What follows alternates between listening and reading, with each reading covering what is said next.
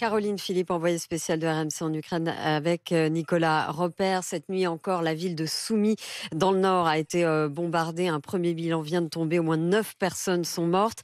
Kiev semble toujours résister au 13e jour de guerre, mais certaines banlieues autour de la capitale ont été violemment ciblées, faisant de nombreuses victimes. Martin Bourdin. Dans ce village d'une centaine d'habitants à une trentaine de kilomètres au sud de Kiev, les maisons ont toutes été rasées par un bombardement ce week-end. Ici, il y avait la commode, la télé était là. Katia avait quitté Kiev pour se réfugier ici avec son copain. Lui n'a pas survécu. On allait se marier, avoir des enfants. Une vie normale, quoi. Son oncle, Igor, passe lui aussi tout son temps sur le tas de décombres. Sa femme, sa fille de 12 ans et son gendre, tous ont été tués. On a tous été pris au piège dans les décombres. Ma fille est morte dans son fauteuil roulant.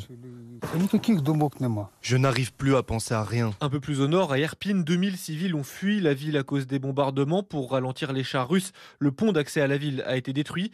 Pour fuir, il faut donc passer un par un, certains avec des poussettes, d'autres avec des valises, sur une toute petite planche de bois au-dessus d'un petit cours d'eau.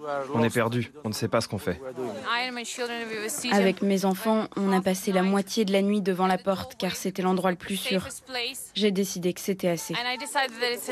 Pour le moment, les forces ukrainiennes contrôlent encore la majeure partie d'Irpin, mais la ville est un point clé sur la route de Kiev.